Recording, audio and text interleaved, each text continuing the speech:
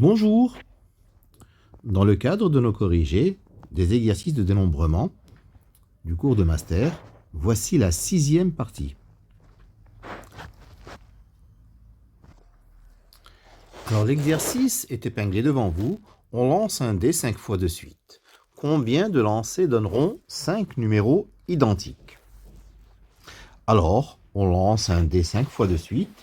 Le nombre de lancers amenant 5 numéros identiques est 1 parmi 6 fois 1 puissance 5. C'est-à-dire, je choisis le numéro qui sera répété 5 fois.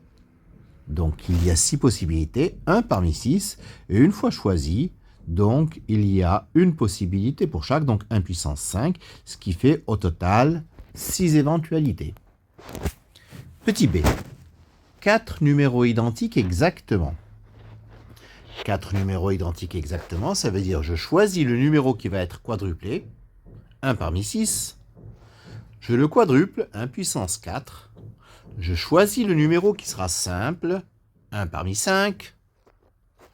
Une possibilité de le choisir, et 4 parmi 5 pour l'emplacement du numéro quadruplé. Des 4 places qui vont être occupées par le numéro qui est choisi 4 fois. Donc au total, 6 fois 5 fois 5, ça donne 150 possibilités.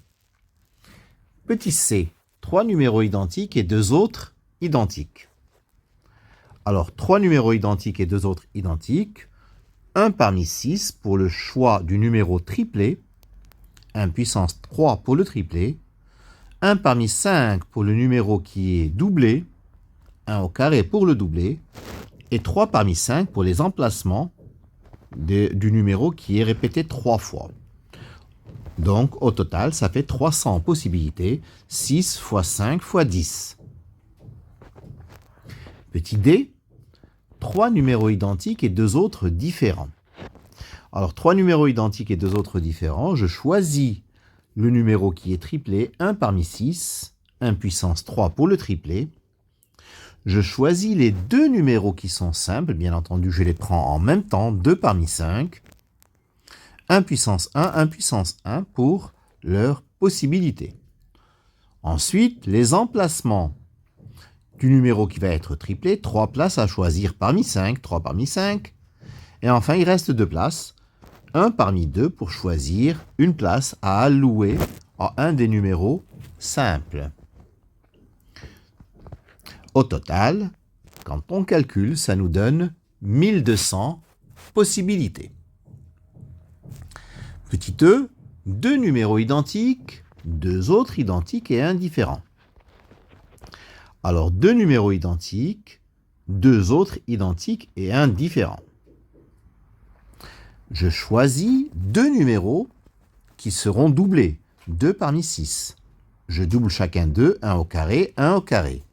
Je choisis un numéro qui sera simple, puis l'emplacement de la première paire, 2 parmi 5, l'emplacement de la seconde paire, 2 parmi 3.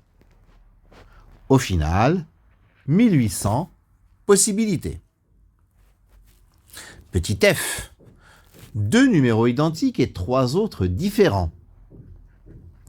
Donc, je choisis le numéro qui est doublé, 1 parmi 6, je le double.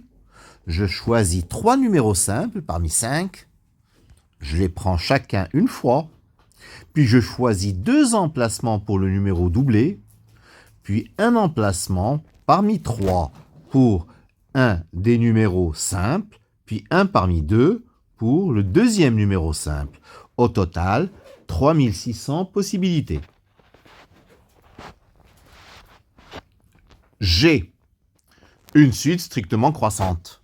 Une suite strictement croissante, nous savons que le nombre de suites strictement croissantes de P éléments parmi n, c'est P parmi n. Donc ici, il y a 5 numéros à choisir parmi 6, 5 parmi 6. Donc il y a 5 suites strictement croissantes. Petit h, une suite décroissante.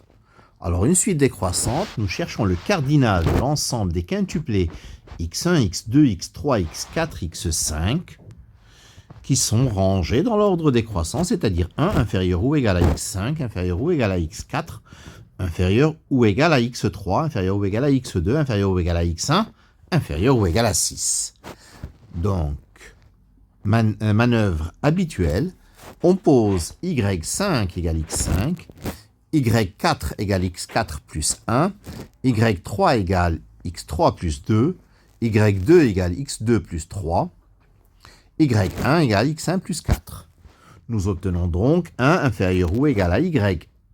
Donc 5 inférieur strictement à y4, inférieur strictement à y3, inférieur strictement à y2, inférieur strictement à y1, inférieur ou égal à 10.